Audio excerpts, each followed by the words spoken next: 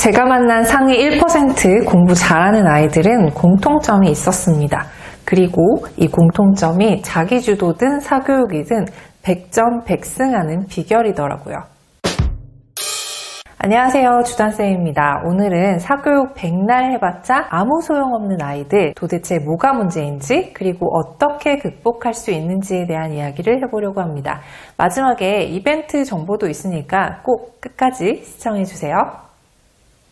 우선 서두에 말씀드린 상위 1% 아이들의 공통점부터 살펴볼게요. 이 공통점에서 시사하는 바가 제가 오늘 말씀드리고 싶은 문제를 극복하는 실마리가 되거든요.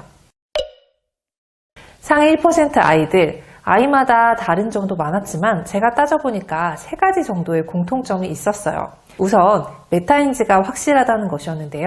작게는 지금 공부하고 있는 것에서 무엇이 문제인지를 알고 보완할 방법을 빨리 찾았고요. 또 큰 틀에서는 잘하는 점, 부족한 점을 알고 나의 공부 성향은 어떤지, 나에게 어떤 공부법이 맞는지 등도 잘 알고 있었어요. 아이가 스스로 아는 경우는 고등학생 이후인 경우가 많았고 초중등은 학부모님들이 비교적 정확하게 알고 계셨죠. 그러다 보니 객관화가 됩니다. 왜 나는 안 되지? 우리 아이는 뭐가 문제지? 를 고민하느라 시간을 낭비하지 않아요. 한계는 한계고 더 키워갈 곳은 키워가는 데만 집중하죠. 학원도 사교육도 필요할 때 필요한 만큼만 합니다. 공부의 주도권이 아이에게 있는 거예요. 그럼 당연히 자기주도 학습이 됩니다. 그런데 대부분의 아이들은 이 3개가 다 안 되더라고요. 사실 3가지가 도미노처럼 연결되어 있는 것이라서 메타인지 객관화가 안 되는 자기주도 학습은 쉽게 무너지기 마련입니다. 또 자기 통제가 안 되면 스스로 스케줄 관리가 안 돼서 자기주도 자체가 불가능하죠. 의지만으로는 자기주도를 할 수 없으니까요. 또 어떤 공부법이 나에게 맞는 것인지 시행착오를 겪느라 버리는 시간도 많습니다. 그렇다 보니까 엄마주도 시기를 벗어난 자기주도가 불가능한 초등 고학년부터는 학원이 어쩔 수 없는 선택지가 되죠. 그런데 학원, 우리 할 말 많죠? 좋은 학원이 어떤 곳인지부터가 너무 어려워요. 공부 잘하는 아이들이 다니는 곳일까요? 아니면 유명한 대형 학원? 어찌되었던 우리 모두 대치동으로 학원을 보는 상황은 아니기 때문에 우리 동네의 좁은 선택지 안에서 최선의 선택을 해봅니다. 요즘은 학원 정보를 공유하는 분위기가 아니라서 좋은 학원은 우리 애만 보내고 싶은 마음이 있잖아요. 손품, 발품 엄청 팔아야 합니다. 그래서 겨우 찾은 학원이 우리 아이랑 잘 안 맞을 수도 있어요. 등록을 해서 수업을 들어봐야만 정확히 알 수 있죠. 게다가 아이는 잘 맞는 건지 아닌지 구분도 못해요. 그냥 학원이니까 다니는 겁니다. 혼자 하는 것보다는 낫겠지 하면서요. 그리고 학원 커리부터 선생님까지 부모님이나 아이가 원하는 걸 다 해달라고 무조건 요구할 수가 없기 때문에 학원 자체는 좋아도 교재라든가 담당 선생님이 우리 아이에게 딱 맞기란 참 어려운 일이에요. 그리고 선생님 실력도 중요한데요. 초중등 학원의 경우에는 고등에 비해서 강사빨이라고 하죠. 강사빨이 아니고 시스템으로 굴러가는 구조입니다. 그래서 실력이 다소 부족한 선생님들도 진입이 비교적 쉬워요. 그래서 우리 아이와 맞는 진짜 실력 있는 선생님을 만날 확률이 더 떨어지겠죠. 게다가 1대 다로 이루어지는 판서식 수업. 제가 일전에 수학학원은 용꼴이 아니고 뱀대가리여야 한다고 말씀드렸잖아요. 그 반에서 상위권이어야 남는 수업이라고 말씀을 드렸는데 그게 원한다고 다 되는 상황이 아닐 수도 있고요. 그럼 아이들을 하나하나 다 봐주는 자기주도형 1대1 학원은 어떠냐고 많이들 물어보시는데요. 이 학원들의 실체를 아시나요? 이 학원은 아이들 여러 명이 같은 시간, 같은 공간에 쭉 앉아있고 아이 수만큼 전체 수업 시간을 n분의 1 하는 수업입니다. 선생님이 봐주지 않는 시간은 태블릿 보고 스스로 공부해요. 애초에 자기주도 학습이 안 돼서 보냈는데 자기주도 학습 상황에 그냥 놓이는 거죠. 게다가 운이 나빠서 우리 아이가 있는 시간에 선생님 애를 먹이는 아이가 한 명이라도 있으면 선생님이 그 아이한테 묶여 있느라 우리 아이는 그날 몇 분밖에 지도도 못 받고 와야 합니다. 비싼 돈 들여서 학원에 보냈는데 아이들 관리 분배를 못하는 선생님이 있으면 제대로 된 수업을 받을 수가 없어요. 학원은 기본적으로 아이들이 많기 때문에 수업 외의 상황에 대해서 케어받기 힘듭니다. 공부, 진로와 관련된 개인적인 상담, 수업교재 외의 문제집에서 어려웠던 문제에 대한 질문, 또 공부법 지도 같은 것들이 대표적인데요. 물론 규모가 큰 학원은 개별 관리 인력이 있을 수도 있고 작은 학원이라도 이런 쪽으로 필요성을 느끼는 원장님들은 특강 형태로라도 수업을 개설합니다. 그런데 우리 동네에 그 학원이 있으리라는 보장이 없어요. 없다면 학원에서 그 역할을 못 해주는 걸 아는데도 어쩔 수 없이 학원에 보내야만 하죠.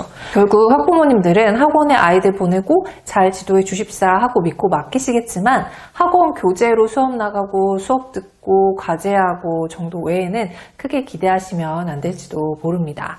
그런 상황에서는 정말 자기주도 잘하는 아이가 혼자 공부할 수 없는 과정 수업이라든가 혼자 풀 수 없는 문제집을 교재로 하는 학원을 다니면서 수업만 듣는다면 정말 효과적으로 학원을 활용하고 있다고 볼 수 있어요. 하지만 여러분이 원하시는 학원의 역할은 그게 아닐 수도 있잖아요. 우리 아이에 맞게 우리 아이만 신경 써주고 우리 아이의 공부와 관련된 어려운 점, 고민들도 어느 정도는 좀 조언해 줄 수 있는 곳, 그런 학원을 찾기는 정말 어렵죠. 우리 학원에 없을 가능성은 더 높고요. 결국 학원 찾느라 고심했는데 그렇게 골라서 결정한 학원을 새로 다닐 때마다 우리 아이는 적응하느라 시간 낭비하고요. 이 학원 아니면 또 다른 학원을 또 찾아야만 하는 손품 발품, 돈과 시간 낭비, 그 리스크를 오롯이 여러분들이 떠안고 있습니다. 이렇게 부모 노릇하기가 참 힘들어요. 이처럼 메타인지, 객관화, 자기주도가 안 되는 아이들은 도움받을 수 있는 학습 환경에서 공부해야 합니다. 그래서 과외를 생각하시는 분들 많습니다. 그런데 일단 진입장벽이 좀 높죠. 요즘 과외비 얼마인가요? 알아보셨어요? 물론 과외비는 몇십 년째 동결이긴 합니다. 저 대학 다닐 때랑 기본가는 요즘도 비슷하대요. 근데 그것도 솔직히 가게에서는 부담이죠. 아이가 한 명이 아니라면 더 그렇고요. 그리고 대학생 과외가 그 정도 가격이고 전문 과외쌤은 사실 부르는 게 값이에요. 금액적인 부담. 그래 부담되지만 우리 아이 학창시절은 딱 한 번이니까 눈 딱 감고 투자하자 싶어도 어떤 과외쌤을 구해야 할까가 또 그 다음 문제로 등장합니다. 강사가 학력 위조했다는 얘기 가끔 뉴스에 나오잖아요. 잡히는 게 그 정도니 사실은 더 많을 거예요. 누굴 믿고 어떻게 실력 있는 쌤을 구해야 할까 정말 어렵죠. 게다가 학력은 둘째치고 수소문에서 어떻게든 선생님을 구했다고 하더라도 실제 실력 그리고 우리 아이와의 합 부모님이나 아이의 요구사항을 어느 정도까지 케어해줄 수 있는지 등등 따져볼 게 한두 가지가 아닙니다. 여기서 잠깐 반드시 피해야 하는 과외쌤 4가지 잠깐만 언급하고 갈게요. 첫 번째, 책임감 없는 쌤. 본인 스케줄 때문에 과외 시간 자주 변경하는 분? 안 됩니다. 두 번째, 교재나 커리큘럼에 대한 자체가 아예 없는 쌤. 첫 교재 선정부터 끝나고 다음 교재 선정까지 선생님 자체가 계획이 없으신 분은 절대로 안 돼요. 처음 상담할 때 큰 틀에서 커리큘럼을 물어봐 주세요. 피해야 할 답변은 원하시는 대로 다 합니다. 만 강조하시는 분이에요. 세 번째, 자신의 공부법을 막 밀어붙이는 쌤. 아이들은 실력별, 성향별로 공부법이 다 다릅니다. 자신만의 공부법이 무조건 옳다고 주장하고 그걸 못 받아들이는 아이를 좀 한심하게 생각하는 쌤들이 있어요. 한마디로 아이들을 가르치는 노하우도 없고 인성도 별로인 쌤들이죠. 그런 쌤들은 거르셔야 합니다. 네 번째, 아이와 커뮤니케이션을 안 하는 쌤. 과외할 때 누가 더 말을 많이 해야 될까요? 당연히 쌤이긴 하죠. 우리 아이는 수업을 받는 중이니까요. 그런데 아무리 소극적인 아이라도 그저 듣고만 있다면 인강이랑 뭐가 다르죠? 아이와 적극적으로 커뮤니케이션 하려는 노력을 하시는 분이 중요해요. 메타인지와 객관화는 처음에는 주변의 말에서부터 시작되는 경우가 많거든요. 그리고 과외는 한번 시작했다고 쭉 믿고 맡기시면 안 됩니다. 잘 다니던 학원도 너무 오래 다니면 매너리즘에 빠집니다. 공부할 때 긴장이 완전히 풀려버리면 학생이나 과외쌤 둘 다에게 좋지 않아요. 그러니까 필요한 타이밍에 필요한 것만 선택적으로 활용하시는 게 좋습니다. 과외도 쉽게 시작하기가 참 어렵죠. 그럼에도 요즘 여러 방면에서 세상 참 좋아졌다는 걸 느낍니다. 우리 아이에게 잘 맞는 실력 있는 과외쌤을 구하기가 예전에 비해서 훨씬 쉬워졌거든요. 동네 수소문에서 비싼 비용 들어서 과외 시킬 필요가 없더라고요.